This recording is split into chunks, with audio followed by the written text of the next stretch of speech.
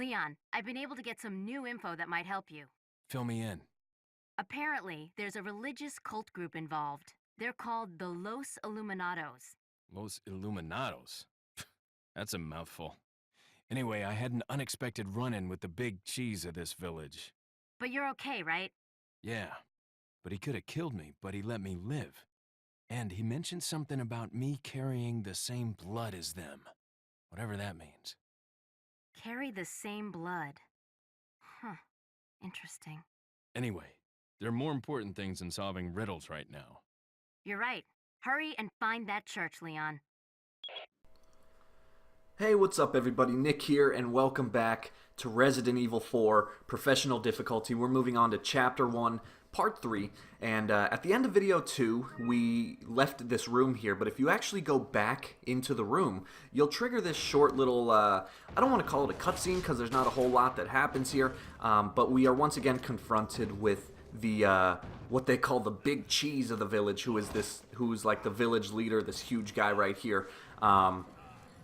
And yeah, usually I don't talk during cutscenes, but like I said, I don't fully count this as a cutscene since it's something that not everyone's necessarily going to see. It only happens if you decide to look back into the room here. But it shows us the start of this character here, this hidden character who for some reason just saved us. And since this is professional, most of you guys have already played the game, and this game is old enough, honestly, for those of you who know that is Ada, who is somebody that Leon is with in Resident Evil 2, and yeah, pretty beloved character of the franchise, I guess. But yeah, just a cool little cutscene in case you didn't know about it.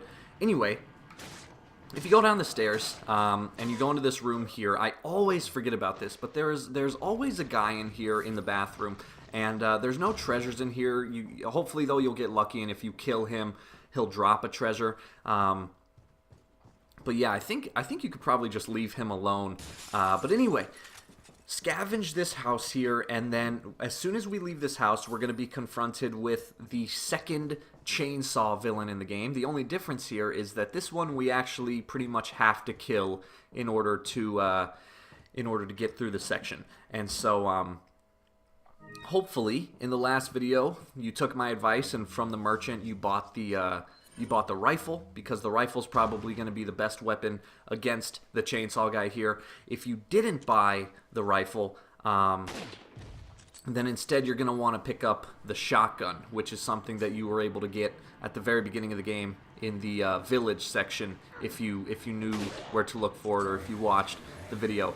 But anyway, so the chainsaw guy, basically, how you're going to take him out is every time he gets up, just shoot him either in the head or the chest with the rifle, and it will knock him back down. And then while he's down, you can focus on the smaller guys right here. As soon as you take them out, then go back to your heavy weaponry. And you can see this time my rifle has no ammo in it, and I know that because I haven't upgraded it yet, it's going to take a little bit of time to reload. And so to give me that little bit of time, I decided to throw a flash grenade. That's going to momentarily, stun the chainsaw guy so that I have time to reload my rifle. And then now, since I don't have the little guys to worry about, while he's on the ground, I can actually keep shooting shots into his head. He gets back up, just shoot him, no problem. And then, if you get low on rifle ammo, or if he starts to get too close to you, that's when you can easily pull out your shotgun and finish off the job. The shotgun's also a really powerful weapon, but me personally, if I can, I like to use the rifle on lone enemies, and then I like to use the shotgun on like big groups of enemies, because the shotgun, it has like a larger blast shot, and so if you shoot it at a small group of enemies, it will actually knock down every enemy in the group. But yeah, once you unload enough bullets into that guy, he'll go down, and then you can pick up a hefty amount of treasure from his corpse. And then, unfortunately, you're not out of the woods yet. Once you make your way down this path, you're going to be faced with a couple more Ganados, and that's kind of why I said that this chainsaw guy you have to take down, because as you know, in survival horror games, sometimes it's not about killing everyone. Sometimes you can get through sections without actually killing everybody, but in this case, you'll see what I mean. When you get down this path here, there's going to be a few more enemies you have to deal with, and so if I had just shot the chainsaw guy and then ran around him in an effort to leave this area, I would have been confronted with a lot of ganados down the path who they might have damaged me, they might have knocked me down, and then who knows, the chainsaw guy might have gotten back up and ran at me and killed me from behind. And so I think the best way is just to actually take care of him. And obviously another benefit is you saw that he dropped the ruby. Oh yeah, real quick, what you could do here to take these guys out really quickly is just run up, and while they're still all grouped together, you can just throw a frag grenade at them, and you saw that explosion killed all 4 of them. If by chance you don't have a frag grenade, use an incendiary grenade, or just, shoot them all in the legs and knife them to death. 4 enemies shouldn't be too much to deal with. But yeah, so the chainsaw guy dropped that ruby. Oh yeah, so quick thing here, you're going to come back to the village, and we have to get to a certain spot. So chances are you're going to get grabbed once or twice. Don't let that bother you. Just keep running, and just run through all these guys. Like, this is what I'm talking about. So this is a spot where you don't even have to stop and fight. You don't have to waste any ammo. Just run around them, run straight to this door, and we're going to use the key that we recently picked up back at that house. And yeah, and so you can see already how this game really relies on just the circumstance. Like, with some areas, it's smarter to kill everybody and then just keep running, but for some areas, it's kind of smarter to just run around everybody and not worry about them. And the reason I decided to run around all those guys is because, 1, there was a lot of them. There was like 6 or 7, but 2, I've already been in the village, which means I've already scavenged the village, and I didn't really find it necessary to have to scavenge the whole area again when I could just run around everybody straight to my objective and not waste a single bullet. Yeah, and so you saw right there, I actually picked up some ammo, and it was a new type of ammo for the TMP, which is like the little submachine gun that you can buy from the merchant. And so I mentioned this in the last video. I've played this game a lot, and over the years I've kind of developed a standard routine that I always do when I start a new game, and that is the first thing I buy is the medium suitcase. The second thing I buy is the rifle, and the third thing I buy is the TMP. So like usual, first thing you want to do is sell all of the treasures that you found, and you can see right there that ruby that I got from the chainsaw guy, that sold for 10,000.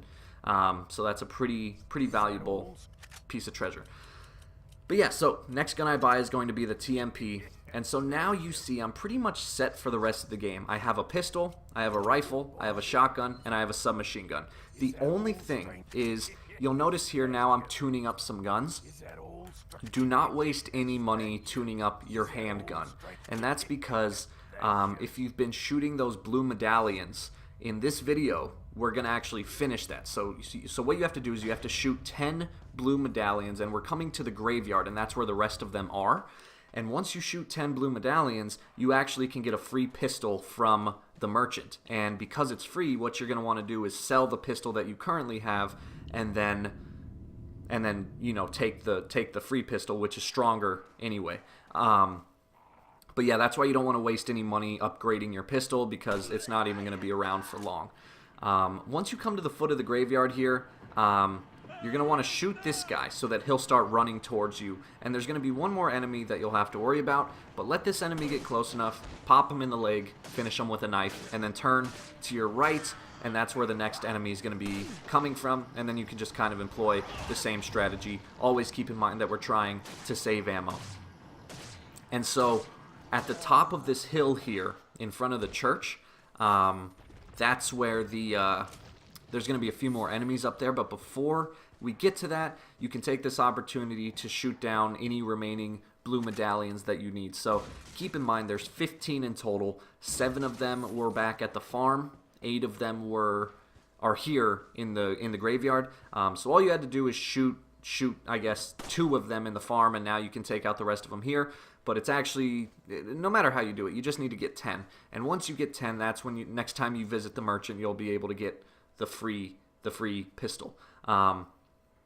So yeah, just make sure you run around and finish off that objective. And as you make your way up the hill here, you're going to hear another enemy yell at you, and he's actually going to kill himself. So if you run up far enough, there's an enemy that will try to throw a dynamite stick at you, but because of where you're positioned, it will hit the gate that's between you, and it will actually kill him in the explosion.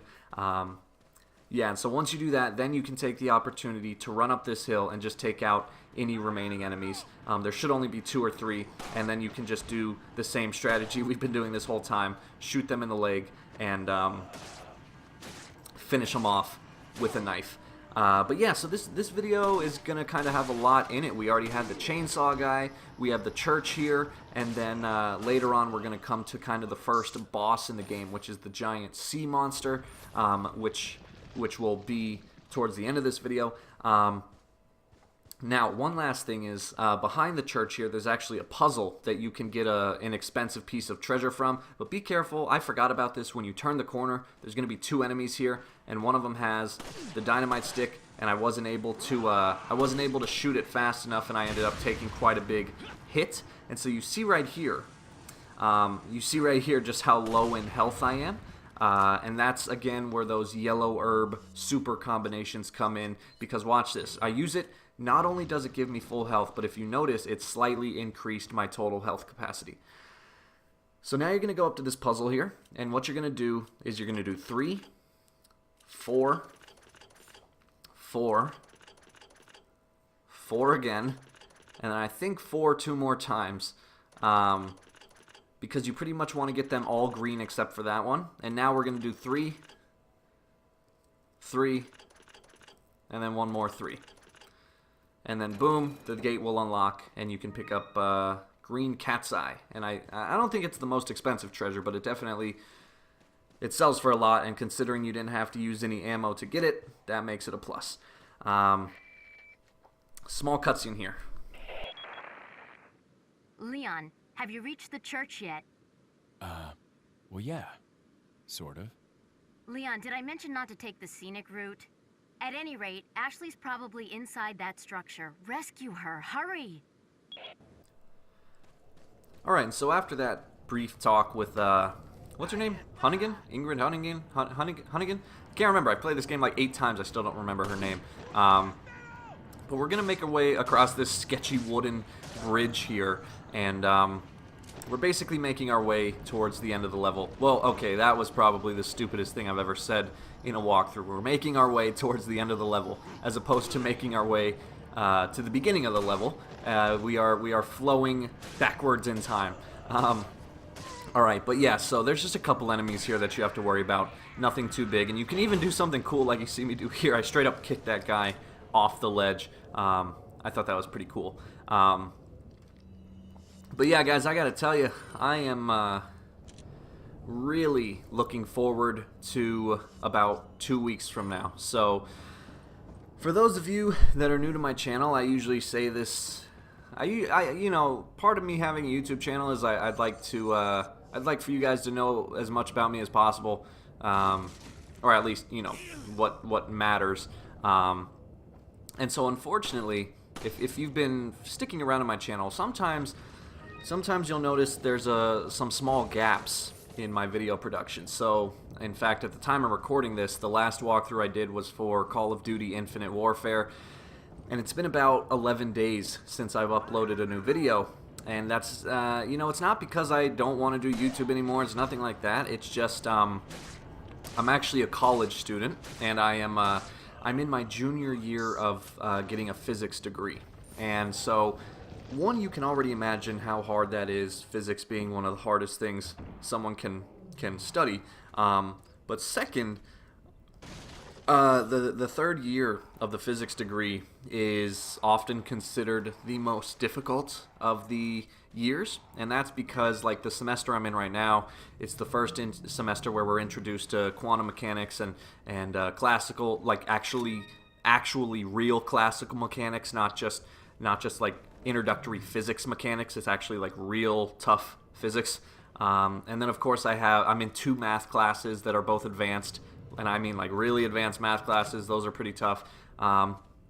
So anyway, I'm saying this not as a means to like say, oh yeah, I study physics, look at me. No, I say it because that should explain why I have these gaps, is because school can be really time consuming.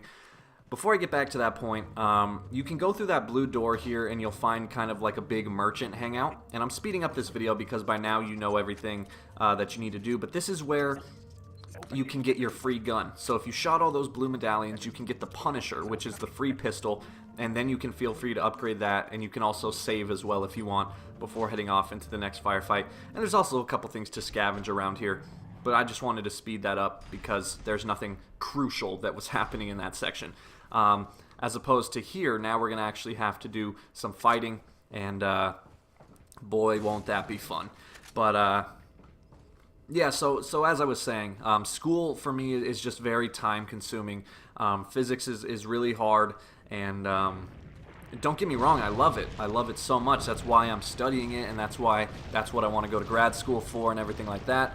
My hope is to actually become a theoretical physicist doing cosmology, which is like the study of the origin of the universe and the eventual end of the universe and things like that.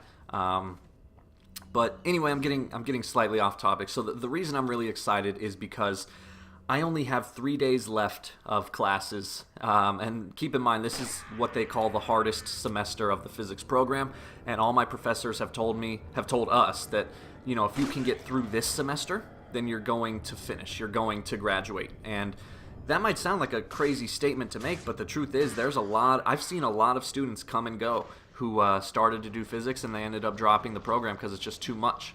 Physics has one of the highest drop rates out of any degree. And so you can understand why I'm excited. I've never been like at risk of dropping the degree or anything like that. Like I said, I'm not trying to brag or anything, but it's still just nice to know that once I get past this semester, things will be not easy, but relatively easier than this semester has been, because this semester has been really tough. And it's crazy because I look back at my YouTube channel and I think of all the great stuff that I've accomplished this semester. I had my Gears of War 4 walkthrough, which was really successful. I'm almost at 500 subscribers. And that all happened during this really, really, really hard semester. And so now I'm really looking forward to, you know, what can I do in later semesters when maybe things aren't as hard and I have more time to do YouTube videos. Maybe I can get a lot more walkthroughs up, and that's really my hope. I'd like to be a channel that uploads a video per day, but you know, I'm still not getting my hopes up for that or anything. Real quick to chime in, this location's not really hard, mainly because there's so much area to work with, and there's not that many enemies, and they typically will only come at you in groups of 1 or 2, maybe at the most 3. So just kind of proceed slowly. But then what you're going to see me do here is there's not a whole lot to scavenge in this area, and eventually what will happen is once you move up far enough, the enemies will start coming at you from behind. And that kind of scared me, so make sure you're prepared for that. You can either run through this section, or if you want, you can take out all the guys. I don't like when enemies are behind me, so that's why I decided to take out these guys before it got too bad. But then what you're going to see is after I take out these guys and have a clearing, then I'm just going to run through the rest of this section. So there's a lot of different ways to approach this area, and none of them are really necessarily bad. You can take your time, you can kill everyone, you can just run through it guns blazing and get the hell out of here as fast as possible. I think the choice here is for you, because the boss that we're going to be fighting at the end of this video, you don't actually have to use regular ammo to kill it, so you don't have to necessarily be too concerned about conserving ammo here. But still, you always do want to have that in your mind that, you know, it's a good idea to save as much ammo as possible. But yeah, really just now you're going to see what I do here is as soon as I jump down, this is kind of the second half of the area, and so I'm going to run, and I'm going to shoot this guy in the leg, and then I'm going to run to the end of this section, and that way all of the enemies will be behind me, and then I can turn around and take them all out. And so I think it's probably easier to just watch instead of hear me droning on about it forever. But yeah, so back to my point, I'm just really excited because this break, so obviously we get a break in between semesters, and this break is my favorite. So this is winter break. which takes place in December and July, and we actually get an entire month off of school. And, you know, granted, in my position, I am very passionate about physics, so even though I have a month off, that doesn't mean I'm just going to play video games, you know, 24/7. I'm still going to do some reading and independent studying. I'm still probably going to work through different problems and things like that, because I just, you know, I like to study physics and everything. But the point is, I'm going to have a month off where I'm going to be able to publish, I'm going to be able to make a lot of walkthroughs and things like that. And my hope is that I can actually make some walkthroughs and kind of make like a reserve, so that in the future, when school starts back up, let's say I have exam week and I'm really busy, well, then I can hop into my reserves and start publishing a walkthrough, if that makes sense. So like, I don't always have to be playing a game. I can hopefully make some walkthrough reserves and play those when I get to it. But yeah, those are just some hopes, and having a month off is just, oh, it sounds so nice after this grueling semester. It's been really tough. But anyway, so we're coming to the end here, the final boss, Del Lago, and you're going to come to a split in the path. If you want to see a little cutscene, then take the left end, and here you go.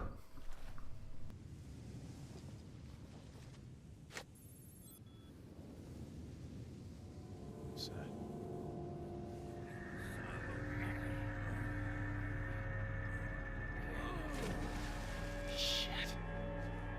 Vámonos. Okay, ándale.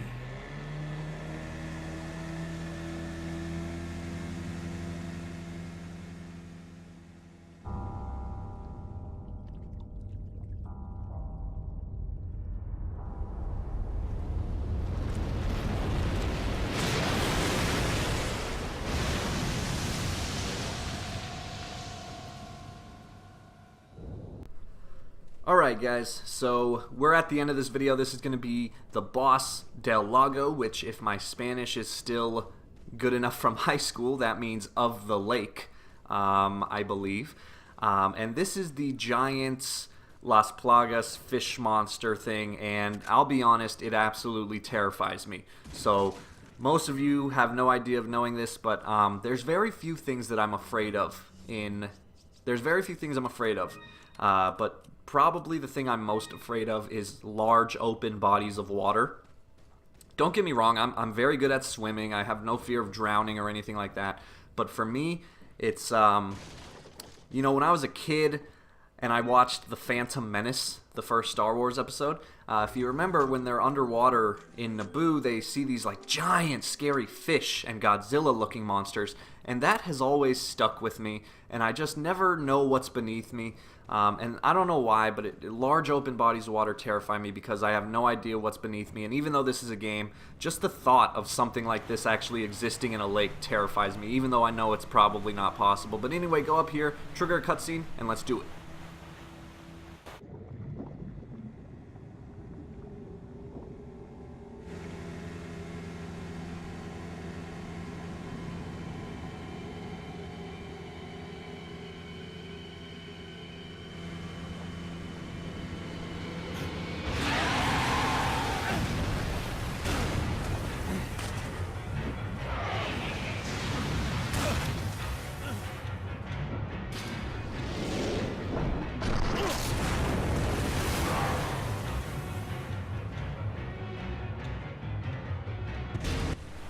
Alright guys, so as soon as you start, you're going to push the joystick all the way to the right because the Del Lago is going to swim into these like pieces of wood that are floating here. And then as soon as he dives underwater, you're also going to jam the joystick to the right. And you're going to have to do that for the first part here. So again, he's swimming into these trunks, so now I'm jamming the joystick to the left in order to dodge them. And that's really it. You just have to watch his movements and throw these harpoons at him when you get the chance. So it'll stop, and then this part's pretty self-explanatory. You'll see those arrows that tell you which direction to aim, and then you'll see him swimming towards you. And you're going to want to wait until like the last second, and then boom, pop him in the mouth, he'll go down, and you're good to go. I was actually really excited about this because I ended up doing this without taking a piece of damage. And notice right here, as soon as he dips down, I know what's coming. So I jam the joystick to the right, and I'm able to dodge his attack, and then I go right back to throwing harpoons in his butt. And that's really it. You just got to watch his movements. Every time he dives down, jam your joystick to the right, and then every time he swims towards one of those tree branches, jam your joystick either to the left or right in order to dodge his attack. And then, you know, incrementally you'll have to deal with this where he swims towards you and you throw a harpoon into his mouth, and it should take 3 or 4 of those to get the job done. But yeah, I was really excited because out of all the times I've played this game, this was the first time I took down this boss without taking any damage, and I was pretty proud of that. But you see again right there, he dips down, jam the joystick to the right, you're good to go. And it's basically just going to be that strategy the entire time. Because now you can see he's kind of out in the middle of the lake, and there's not much I have to worry about in terms of hitting those pieces of wood that are floating around. It's just dodging these swipe down attacks, and then as he's swimming away, just keep throwing as many harpoons into his butt as you can, and then boom, you'll be done. He should dive down one more time, and he'll swim at you, and then you just got to throw one into his mouth, and I think that will be it. So pretty simple boss fight. If he does end up knocking you out of the boat, all you have to do is button mash one of the buttons to swim back to the boat, and then you're going to want to take some health, because keep in mind, if you lose health, you start swimming slower, and eventually he's going to get you right out of the water. But once you get enough harpoons in him, he'll go down. And the only reason I'm talking here is because you're not out of the woods yet. You still have one more thing to worry about, and that's going to be a button mash here in order to cut this rope before it drags you down with the Del Lago. So just button mash and you're good to go. But anyway, guys, thank you for watching. Like and subscribe if you enjoyed this video. Leave a comment below letting me know what you think of the game and everything like that.